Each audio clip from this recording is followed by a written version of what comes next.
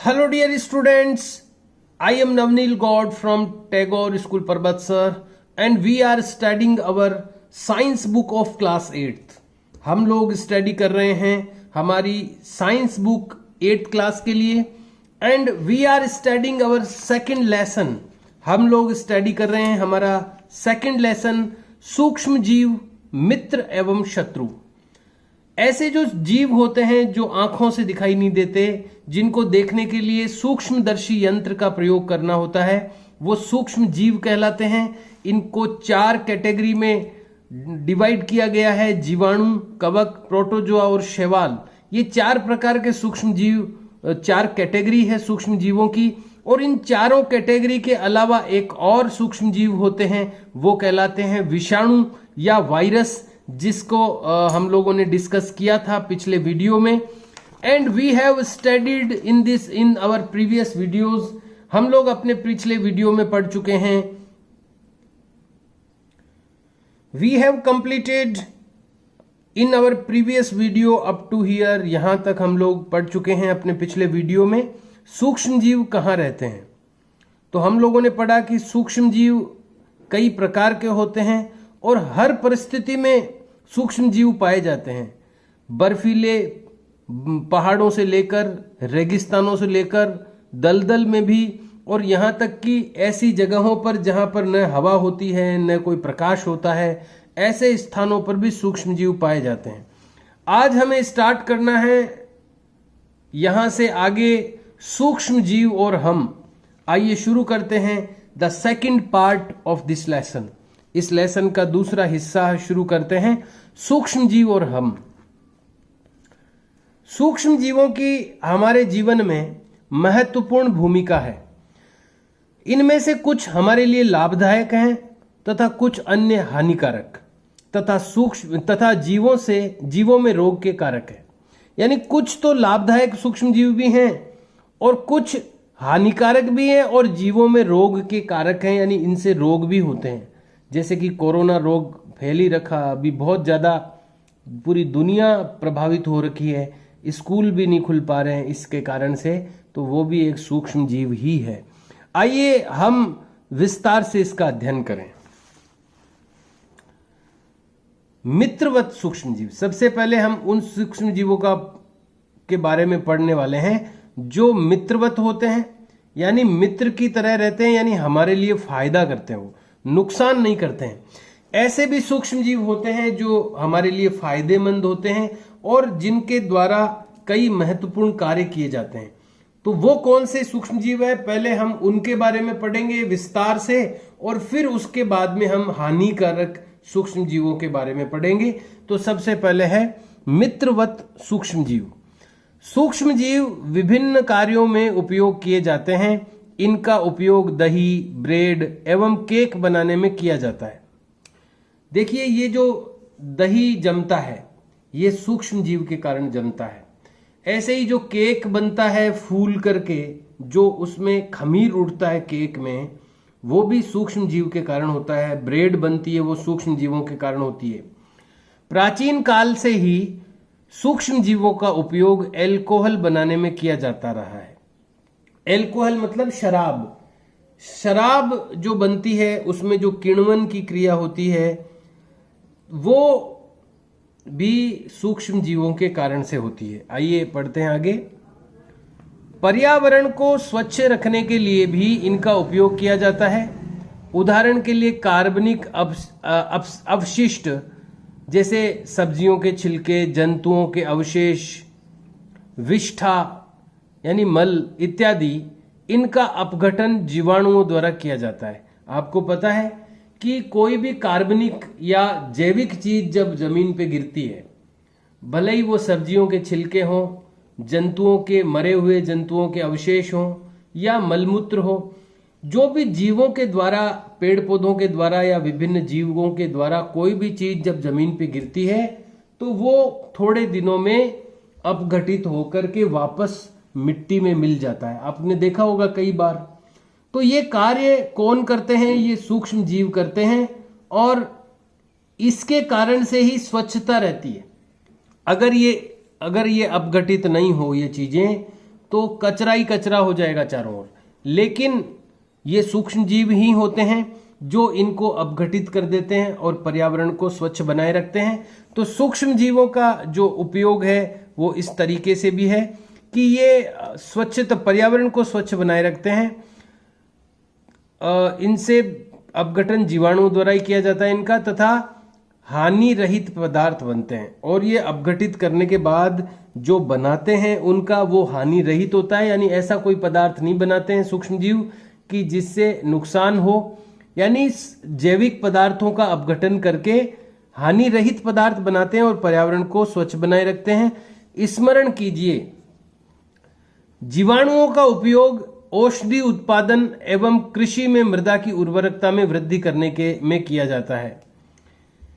जीवाणुओं का उपयोग औषधि उत्पादन, देखिए ये जो अपन ने पिछले पन्ने पर, पिछले पेज पर ये पढ़ा था, ये देखिए पेनिसिलियम। पेनिसिलियम एक सूक्ष्म जीवों से औषधि, इससे पेनिसिलिन नाम की औषधि बनती है। तो ये पेनिसिलियम जो सूक्ष्म जीव है, इससे पेनिसिलिन एक एंटीबायोटिक जो बनती है, इसी तरह सूक्ष्म जीवों से दवाइयां भी बनती है। तो स्मरण कीजिए, जीवाणुओं का उपयोग औषधि उत्पादन यानी दवाइयां बनाने में एवं कृषि में मृदा की उर्वरकता में वृद्धि करने में किया जाता है। तो अपन ने पढ़ा है, शायद पहले पिछली क्लासों में भी पढ़ा होगा आपने, कि जो दलहनी पौधे होते हैं, दाल वाले पौधे, जिनको लेग्यूमिनस कुल के पौधे कहा जाता है, उन पौधों की जड़ों में कुछ गांठें होती है और उन गांठों में सूक्ष्म जीव रहते हैं राइजोपस नाम के। वो क्या करते हैं, जो वातावरण की हवा वाली नाइट्रोजन होती है उसको नाइट्रेट में चेंज कर देते हैं, और वो नाइट्रेट ही पौधा ले सकता है। पौधे को नाइट्रोजन की आवश्यकता होती है लेकिन सीधी हवा से वो नहीं ले सकता है, तो नाइट्रेट के रूप में पौधा नाइट्रोजन को लेता है और वो हवा वाली नाइट्रोजन को नाइट्रेट में बदलने का काम सूक्ष्म जीव ही करते हैं। तो इस दृष्टि से मृदा की उर्वरकता में वृद्धि करने में भी इनका उपयोग है, जिससे नाइट्रोजन स्थिरीकरण होता है। ये जो मैंने अभी बताया कि वायु की नाइट्रोजन को नाइट्रेट में बदलने की ये जो क्रिया है, इसको नाइट्रोजन स्थिरीकरण कहा जाता है। ये भी सूक्ष्म जीव का ही की देन है, सूक्ष्म जीव के कारण ही ऐसा होता है। तो ये अभी जो हमने पढ़ा है, ये सूक्ष्म जीव ऐसे हैं जो हमारे मित्र का कार्य करते हैं, ये जरूरी कार्य करते हैं और ये बहुत जरूरी हैं, क्योंकि अगर हमें दही का उपयोग करना है तो हम सूक्ष्म जीवों की आवश्यकता होगी। केक खाना है तो सूक्ष्म जीव जरूरी है। जो अल्कोहल बनता है उसके लिए सूक्ष्म जीव जरूरी है। और सबसे बड़ी बात, तो अगर इनका नाइट्रोजन स्थिरीकरण की क्रिया नहीं हुई तो मिट्टी में नाइट्रोजन की कमी हो जाएगी और फिर हमें सिर्फ खाद ज्यादा डालनी पड़ेगी। यानी खादों का उपयोग, ये खाद नहीं बल्कि जो यूरिया वगैरह है, फर्टिलाइजर्स है, उनका उपयोग ज्यादा करना पड़ेगा। तो ये सारी चीजें सूक्ष्म जीव करते हैं। दही एवं ब्रेड का बनाना, आप कक्षा 7 में पढ़ चुके हैं कि जीवाणु दूध को दही में परिवर्तित कर देते हैं। नहीं पढ़ा है तो अभी पढ़ लीजिए कि लैक्टोबैसिलस नाम का जीवाणु होता है, बैक्टीरिया होता है। जीवाणु को इंग्लिश में बैक्टीरिया कहते हैं। तो बैक्टीरिया होता है, वो दूध को दही में परिवर्तित कर देता है। ये पहेली क्या सोच रही है, हमने अपनी माँ को गर्म दूध में थोड़ा सा दही मिलाते हुए देखा है, जिससे दही जम जाता है। हमें आश्चर्य हुआ, ऐसा क्यों? क्योंकि वो जो जामन जिसको हम कहते हैं, उसको जामन, हिंदी में जामन कहते हैं, जामन को जब डालते हैं तो उस जामन में लैक्टोबैसिलस जो बैक्टीरिया है वो होते हैं, और वो जब दूध में जाते हैं तो वो अपनी संख्या में वृद्धि करते हैं और उस दूध को जमा देते हैं। तो ये ऐसा इसलिए होता है। दही में अनेक सूक्ष्म जीव पाए जाते हैं, जिनमें लैक्टोबैसिलस नामक जीवाणु प्रमुख है। ये लैक्टोबैसिलस नाम याद रखना होगा आपको कि दही जमाने के लिए कौन सा जीवाणु उत्तरदायी है, तो वो लैक्टोबैसिलस है। दही में अनेक सूक्ष्म जीव पाए जाते हैं, जिनमें लैक्टोबैसिलस नामक जीवाणु प्रमुख है, जो दूध को दही में परिवर्तित कर देता है। वह दूध में जनन करके, यानी अपनी संख्या बढ़ाता है। वो जब अपन उसमें जामन डालते हैं तो जो जामन के अंदर या जो दही छाछ मिलाते हैं अपन, उसके अंदर जो लैक्टोबैसिलस जीवाणु है वो जैसे ही दूध में जाता है तो वो अपनी संख्या बढ़ाता है और पूरे दूध को जमा देता है। वह दूध में जनन करता है और उसे दही में परिवर्तित कर देता है। जीवाणु पनीर, जिसको हम चीज कहते हैं इंग्लिश में, जीवाणु जो है वो पनीर या चीज को अचार एवं अनेक खाद्य पदार्थों के उत्पादन में सहायक है। तो जो पनीर बनता है वो भी जीवाणुओं के कारण बनता है, अचार भी जीवाणुओं के कारण बनता है, अनेक खाद्य पदार्थों के उत्पादन में ये सहायक है जीवाणु। सूजी जो बनती है, रवा जिसको हम सूजी कहते हैं, सूजी इडली एवं भटूरे का एक महत्वपूर्ण संगठक दही है। सूजी, इडली और भटूरे ये जब बनते हैं तो दही मिलता है इनमें। तो जो आप एक तो ये ध्यान रखो, जो चीजें फूल करके बनती है, जैसे भटूरे में भी क्या है कि थोड़ा उसमें मैदा में या तो सोडा मिलाना होता है या फिर उसमें दही मिलाना होता है, तो उससे उसमें सूक्ष्म जीवों की मात्रा, यीस्ट होता है उसमें, और उससे फूल जाते हैं वो। तो जिन चीजों को फुलाने की प्रक्रिया जहां पर होती है उनमें जीवाणु काम करते हैं, बैक्टीरिया काम करते हैं, लेकिन वो अच्छे बैक्टीरिया होते हैं, वो नुकसान नहीं होते हैं बॉडी में हमारे। रवा या सूजी, इडली एवं भटूरे, छोले भटूरे का नाम सुना होगा आपने, भटूरे का एक महत्वपूर्ण संगठक दही है, यानी इन दही से बनते हैं ये। क्या आप अनुमान लगा सकते हैं कि ऐसा क्यों है? जीवाणु एवं यीस्ट, एक तो बैक्टीरिया और एक यीस्ट नाम का ये होता है सूक्ष्म जीव, चावल के आटे के किण्वन में सहायक होते हैं। चावल के आटे में किण्वन की क्रिया, किण्वन का मतलब होता है कुछ सूक्ष्म जीवों की वृद्धि होती है उसमें और वो चीजें फूल जाती है, कई चीजें फुलावट आ जाती है कई चीजों में, वो किण्वन की क्रिया होती है, जिसको हम खमीर उठना भी कहते हैं। जीवाणु एवं यीस्ट नाम का एक जो सूक्ष्म जीव है, चावल के आटे के किण्वन में सहायक होते हैं। इस तरह के देखिए अंदर से प्रश्न आ जाते हैं कई बार कि चावल के आटे के किण्वन में कौन सहायक होता है? तो जीवाणु और यीस्ट नाम का जो सूक्ष्म जीव है, जिससे इडली व डोसा बनता है। चावल के आटे से इडली और डोसा बनाया जाता है, तो वो उसमें जो आटे के अंदर सूक्ष्म जीवों की वृद्धि होकर के उसको पहले किण्वन की क्रिया करवाई जाती है, उसमें थोड़ी फुलावट आती है, फिर उससे इडली और डोसा बनाया जाता है। तो ये इडली और डोसा बनाने के लिए जो किण्वन की क्रिया होती है चावल के आटे में, उसके लिए जीवाणु और यीस्ट उत्तरदायी है। इसी के कारण किण्वन होता है, इसी के कारण वो फुलावट आती है और इडली और डोसा हम बना सकते हैं। तो ये देखा अपन ने कि कितनी चीजें बनाने में, दही हो गया, इडली डोसा हो गया, सूजी हो गई, पनीर हो गया, अचार हो गया, ये सारी चीजें सूक्ष्म जीवों के कारण से ही हम खा पाते हैं। तो ये सारे सूक्ष्म जीव मित्रवत हुए ना। अभी तक तो हमने जो भी पढ़ा है वो सूक्ष्म जीव मित्रवत ही पढ़े हैं। एक क्रियाकलाप दिया गया है, क्रियाकलाप 2.3, एक बर्तन में आधा किलो आटा अथवा मैदा लेकर उसमें थोड़ी सी चीनी डालकर गर्म जल से मिलाइए। आटा लिया हमने आधा किलो या मैदा ले ली, उसमें चीनी डाल ली और गर्म जल मिला दिया उसमें। इसमें थोड़ी मात्रा यानी 1 चुटकी यीस्ट पाउडर मिलाकर गूंथ लीजिए। ये जो यीस्ट है ना, ये चीजों को फुला देता है, खमीर उठ जाती है। यीस्ट का पाउडर मिला देते हैं ना अपन किसी भी चीज में, तो वो चीज फूल जाती है। तो हमने क्या किया है, आटे में चीनी मिला दी हमने और गर्म पानी मिला दिया और उसमें 1 चुटकी यीस्ट का पाउडर मिला करके गूंथ लिया। आप 2 घंटे बाद क्या देखते हैं, क्या आपने गूथे हुए मैदे को उठा हुआ या फूला हुआ पाया? बिल्कुल, यीस्ट जिसमें पाउडर मिला देंगे हम, वो फूल जाएगी वो चीज। तो ये यहां पर देखिए, यीस्ट पाउडर के साथ मैदा और खमीर उठी हुई मैदा, ये इस तरह फूल जाएगी वो मैदा। यीस्ट तीव्रता से जनन करके श्वसन के दौरान कार्बन डाइऑक्साइड उत्पादित करते हैं। ये जो फुलावट आती है, ये ध्यान रखिए, ये चीजें अंदर से प्रश्न जब बनते हैं तो ऐसे ही बनते हैं कि जब हम किसी चीज में यीस्ट मिलाते हैं तो वो फूल क्यों जाती है। तो ये उत्तर है उसका सटीक कि यीस्ट तीव्रता से जनन करके श्वसन के दौरान कार्बन डाइऑक्साइड उत्पादित करते हैं। तो वो कार्बन डाइऑक्साइड के कारण चीजें फूलती है। गैस के बुलबुले खमीर वाले मैदे का आयतन बढ़ा देते हैं, यानी साइज बढ़ा देते हैं उसकी।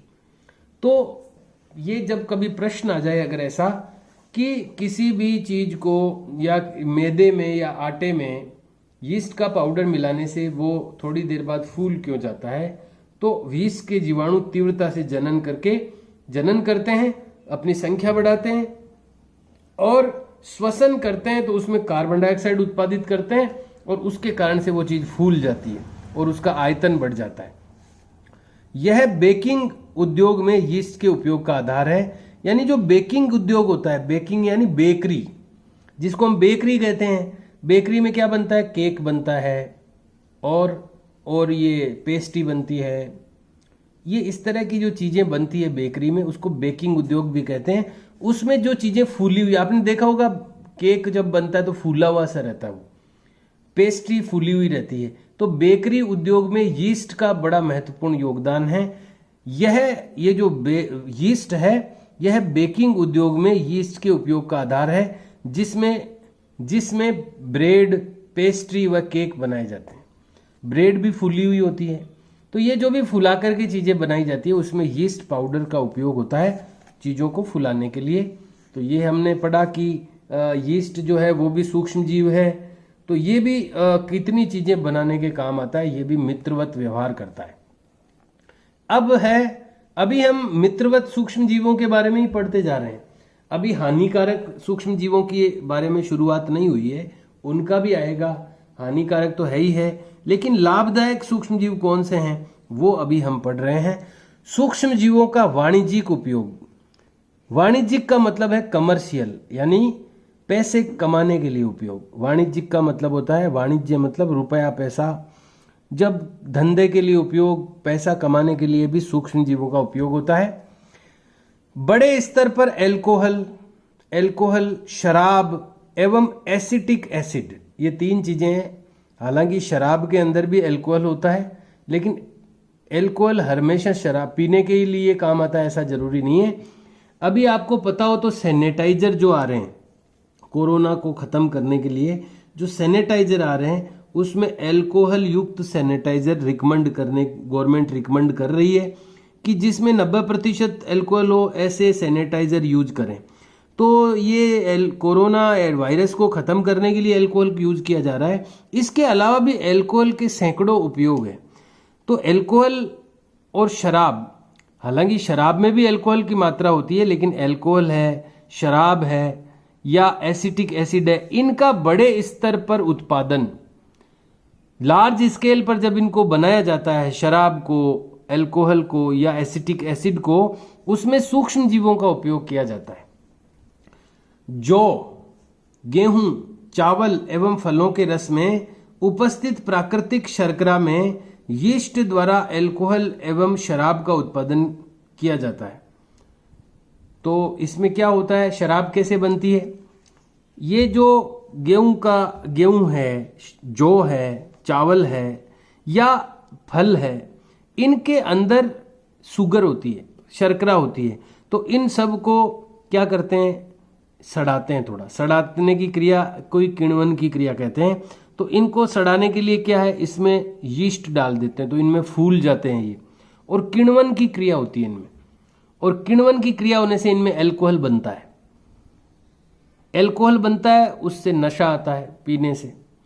तो ये जो है, जो गेहूं, चावल और फलों के रस में उपस्थित प्राकृतिक शर्करा, इनमें जो नेचुरल शुगर होती है इन चीजों में, उसमें क्या करते हैं, यीस्ट डाल देते हैं। और यीस्ट जब डाल देते हैं तो वो फूलना शुरू हो जाती है और उसमें किण्वन की क्रिया प्रारंभ हो जाती है। उसके द्वारा अल्कोहल बनता है एवं शराब का उत्पादन किया जाता है। तो अब ये भी प्रश्न छोटा सा बन सकता है कि अल्कोहल और शराब का उत्पादन कैसे किया जाता है, तो उसका उत्तर हो जाएगा, जो गेहूं, चावल एवं फलों के रस में उपस्थित प्राकृतिक शर्करा में यीस्ट द्वारा अल्कोहल एवं शराब का उत्पादन किया जाता है। तो ये भी एक उपयोग हो गया सूक्ष्म जीवों का, जो मित्रवत व्यवहार में फायदे की बातें अभी अपन पढ़ रहे हैं। एक क्रियाकलाप है 2.4 500 ml का बीकर लेकर, यानी आधा लीटर का बीकर लेकर, उसमें 3/4 भाग तक, यानी पौना 3/4 का मतलब होता है 4 में से 3, उसमें 3/4 भाग तक जल भरिए। उसमें 2-3 चम्मच चीनी घोलिए। इसमें आधा चम्मच यीस्ट पाउडर डालिए। इसे 4 से 5 घंटों के लिए उष्ण स्थान पर, यानी थोड़े गर्म स्थान पर रख दीजिए। अब विलयन को सूंघ कर देखिए। तो ये जब चीनी होती है ना, जैसे चीनी अपन ने मिला दी उसमें, यानी शर्करा में जब यीस्ट मिलाते हैं तो अल्कोहल बनता है। ऊपर भी अल्कोहल, शराब वाला अल्कोहल कैसे बना? उसमें प्राकृतिक शर्करा में यीस्ट मिलाया। जो गेहूं, फल, इनमें चावल, इनमें भी शुगर होती है, इनमें भी शर्करा होती है, चीनी होती है, लेकिन वो प्राकृतिक शुगर है। उसमें यीस्ट बना मिलाते हैं तो वो उससे भी अल्कोहल बनता है, शराब बनती है। ऐसे ही पानी में हमने प्राकृतिक शुगर नहीं मिलाई, हमने कृत्रिम शुगर मिला दी, चीनी मिला दी उसमें, और फिर उसमें यीस्ट डाला। 4-5 घंटे तक गर्म जगह पर रखा। गर्म जगह पर क्या क्रिया जल्दी होती है, तो ये गंध जो आएगी 4-5 घंटों के बाद, उसमें से स्मेल आना शुरू हो जाएगी, वो अल्कोहल की होगी। यानी उसमें अल्कोहल बनना शुरू हो गया, जो चीनी के अल्कोहल परिवर्तन होने के कारण बना है। चीनी जो है वो अल्कोहल में परिवर्तित हो गई। चीनी के अल्कोहल परिवर्तन की यह क्रिया किण्वन अथवा फर्मेंटेशन कहलाती है। इंग्लिश में फर्मेंटेशन कहते हैं इसको, किण्वन को। तो ये ऐसे किण्वन किसे कहते हैं, अगर ये प्रश्न आता है तो चीनी के अल्कोहल में परिवर्तन की प्रक्रिया, चीनी के अल्कोहल में परिवर्तन की यह प्रक्रिया किण्वन अथवा फर्मेंटेशन कहलाती है। ये ध्यान रखने की बात है। एक वैज्ञानिक थे लुई पाश्चर, इन्होंने किण्वन की खोज 1857 में की थी। 1857 की क्रांति भी प्रसिद्ध है भारत के इतिहास में, और उसी सन में ये लुई पाश्चर ने किण्वन की क्रिया की खोज की थी। तो ये भी एक प्रश्न बनता है कि किण्वन की क्रिया की खोज किसने की थी, तो लुई पाश्चर ने। हम लोग पढ़ रहे हैं सूक्ष्म जीवों के फायदे। अभी हम फायदे पढ़ते जा रहे हैं, नुकसान अभी शुरू नहीं हुए हैं। सूक्ष्म जीवों के औषधीय उपयोग, यानी मेडिसिनल यूजेज। औषधि में क्या उपयोग है इनके, तो अभी हमने पेनिसिलिन का पढ़ा। पेनिसिलियम एक सूक्ष्म जीव होता है, उससे पेनिसिलिन प्रतिजैविक बनाई जाती है, एंटीबायोटिक बनाई जाती है। इसी तरह के कुछ और भी उपयोग हैं, आइए पढ़ते हैं इनको। जब कभी आप बीमार पड़ते हैं तो डॉक्टर आपको पेनिसिलिन का इंजेक्शन देते हैं। पेनिसिलिन क्या है? एंटीबायोटिक है, यानी रोगाणुओं को मारने वाली दवा है। जो रोगाणुओं को मारने वाली दवा होती है वो एंटीबायोटिक कहलाती है। तो जब कभी आप बीमार पड़ते हैं तो डॉक्टर आपको पेनिसिलिन का इंजेक्शन देते हैं, अथवा कोई अन्य प्रतिजैविक यानी एंटीबायोटिक की गोली अथवा कैप्सूल देते हैं। इन औषधियों का स्रोत सूक्ष्म जीव है। अब बोलिए, सूक्ष्म जीव आपके लिए फायदेमंद भी है, दवाई भी बन रही है, आपको नुकसान भी पहुंचाएगा तो दवाई भी बना रहा है, लेकिन अलग अलग सूक्ष्म जीव हैं सब। तो वो आपको या तो इंजेक्शन देते हैं पेनिसिलिन का, या अथवा कोई दूसरे एंटीबायोटिक की गोली या कैप्सूल देते हैं। इन औषधियों का स्रोत सूक्ष्म जीव है। ये बीमारी पैदा करने वाले सूक्ष्म जीवों को नष्ट कर देती है ये दवाइयां, अथवा उनकी वृद्धि को रोक देती है। इस प्रकार की औषधि को प्रतिजैविक अथवा एंटीबायोटिक कहते हैं। अब देखो प्रश्न बनता है कि एंटीबायोटिक या प्रतिजैविक क्या होता है। तो वो दवाइयां जो सूक्ष्म जीवों की वृद्धि को रोक देती है अथवा उनको नष्ट कर देती है, हानिकारक बीमारी पैदा करने वाले सूक्ष्म जीवों को की वृद्धि को रोक देती है या उनको नष्ट कर देती है, वे ऐसी जो औषधियां होती है, जो दवाइयां होती है, वो प्रतिजैविक या एंटीबायोटिक कहलाती है। आजकल जीवाणु और कवक, जीवाणु यानी बैक्टीरिया, कवक का मतलब है फंगस या फफूंद जिसको अपन कहते हैं। जो पेनिसिलिन है वो फफूंद है एक तरह की। आजकल जीवाणु और कवक यानी बैक्टीरिया और फंगस से अनेक 4 प्रकार के सूक्ष्म जीव पढ़े थे ना हमने, उसमें से ही है वो जीवाणु और कवक। ये सूक्ष्म जीवों के 4 प्रकार शुरुआत में आए थे, उसी में से हैं ये जीवाणु और कवक, बैक्टीरिया और फंगस। आजकल जीवाणु और फंगस यानी कवक से अनेक प्रतिजैविक औषधियों यानी एंटीबायोटिक मेडिसिन का उत्पादन हो रहा है। कुछ नाम है, देखो ये नाम याद रखने पड़ेंगे कि कुछ एंटीबायोटिक दवाइयों के नाम बताइए जो सूक्ष्म जीवों से बनती है। स्ट्रेप्टोमाइसिन, टेट्रासाइक्लिन और एरिथ्रोमाइसिन। कभी आप लाओ ना तो उन पे लिखे हुए रहते हैं, ये नाम दवाइयों पे आते हैं। ये सब एंटीबायोटिक दवाइयां हैं जो दी जाती है अपने को। स्ट्रेप्टोमाइसिन, टेट्रासाइक्लिन और एरिथ्रोमाइसिन सामान्य रूप से उपयोग की जाने वाली प्रतिजैविक है या एंटीबायोटिक है जिन्हें कवक एवं जीवाणु से उत्पादित किया जाता है, यानी फंगस और बैक्टीरिया से उत्पादित किया जाता है किसी विशिष्ट प्रकार के सूक्ष्म जीव का संवर्धन करके। संवर्धन यानी उसको बढ़ा करके, उसको डेवलप करके। किसी विशिष्ट प्रकार के सूक्ष्म जीव, कोई स्पेशल बैक्टीरिया का डेवलपमेंट करके प्रतिजैविक का उत्पादन किया जाता है जिन्हें अनेक रोगों की चिकित्सा में उपयोग में लाते हैं। एक बॉक्स आ गया है, ये पेनिसिलिन कैसे बनी। पेनिसिलिन एक दवाई है, एंटीबायोटिक है, जो एक फंगस से बनती है, फफूंद से बनती है। पेनिसिलियम नाम का एक फफूंद होता है, फंगस होता है जिसको कवक कहते हैं अपने हिंदी में, उससे बनती है पेनिसिलिन। तो इसकी खोज कैसे हुई? सन 1929 में अलेक्जेंडर फ्लेमिंग, ये बड़ा प्रसिद्ध है, पेनिसिलिन की खोज किसने की थी, ये बहुत प्रसिद्ध है प्रश्न, फेमस है या बहुत पॉपुलर है, तो इसको याद रखना चाहिए कि पेनिसिलिन की खोज अलेक्जेंडर फ्लेमिंग ने की थी। सन 1929 में अलेक्जेंडर फ्लेमिंग जीवाणु रोगों से बचाव हेतु एक संवर्धन पर प्रयोग कर रहे थे, यानी ये वैज्ञानिक थे और जीवाणुओं से कैसे बचा जा सकता है, बैक्टीरिया से जो रोग होते हैं, जीवाणुओं से जो रोग होते हैं, उनसे बचाने के लिए एक संवर्धन पर प्रयोग कर रहे थे, डेवलपमेंट कर रहे थे, कल्चर डेवलपमेंट कर रहे थे। अचानक उन्होंने संवर्धन तस्त्री पर हरे रंग की फफूंद के छोटे बीजाणु देखे, यानी जिस तस्त्री में वो प्रयोग कर रहे थे वहां पर उनको फफूंद दिखी, एक बीजाणु देखे, उन्हें फफूंद के छोटे बीजाणु देखे उन्होंने हरे रंग के। उन्होंने पाया कि यह फफूंद जीवाणु की वृद्धि को रोकते हैं, ऐसा उनको ध्यान में आया, ऑब्जर्व किया उन्होंने। यह तथ्य पाया कि बहुत सारे जीवाणु फफूंद द्वारा मारे गए, यानी जहां ये फफूंद थी वहां जीवाणुओं को मार दिया, इस फफूंद ने बैक्टीरिया को मार दिया, रोग पैदा करने वाले बैक्टीरिया को मार दिया इस फफूंद ने।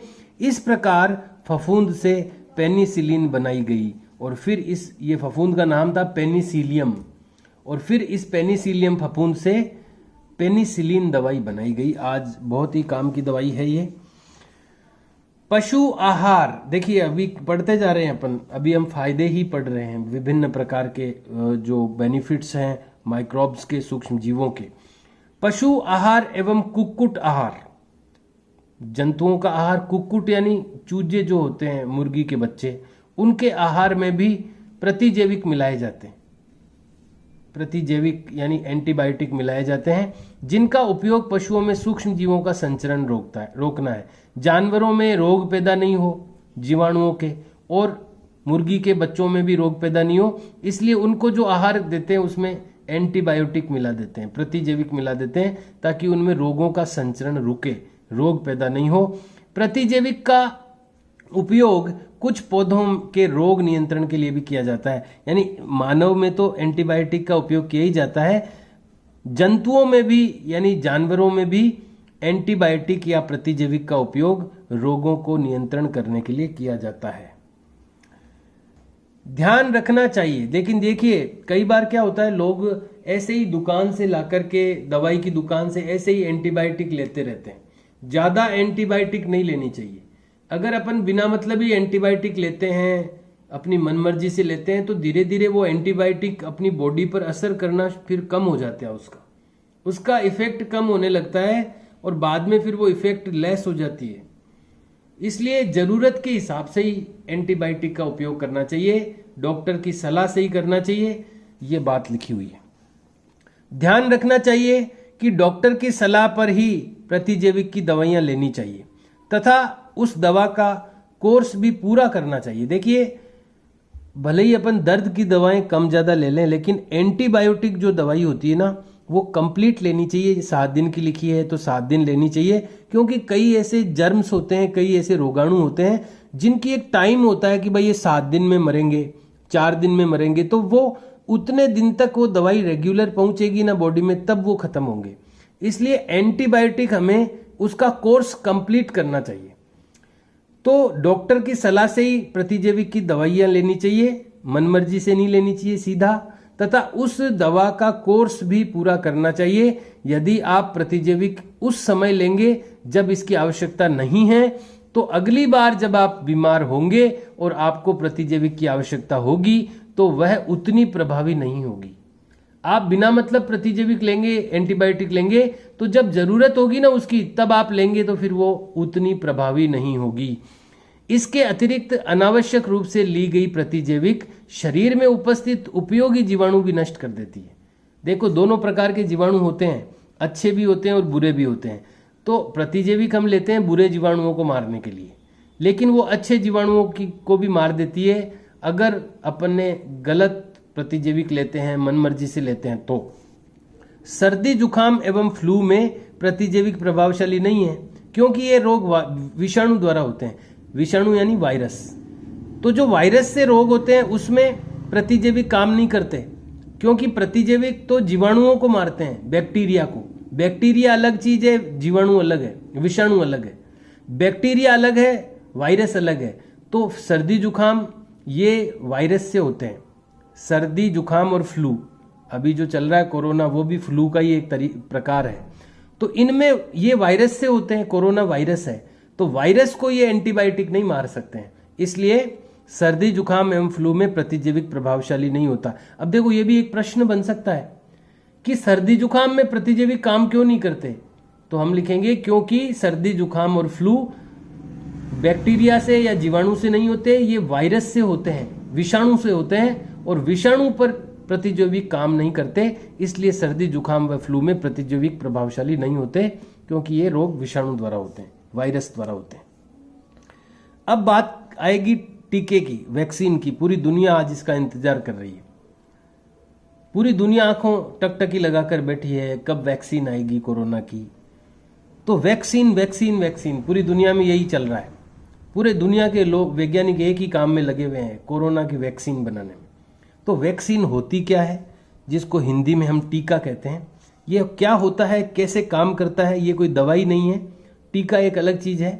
वैक्सीन, जिसको इंग्लिश में वैक्सीन कहते हैं, हिंदी में टीका कहते हैं, इसके बारे में हम अगले वीडियो में पढ़ेंगे, क्योंकि अपना टाइम कंप्लीट हो गया है वीडियो का।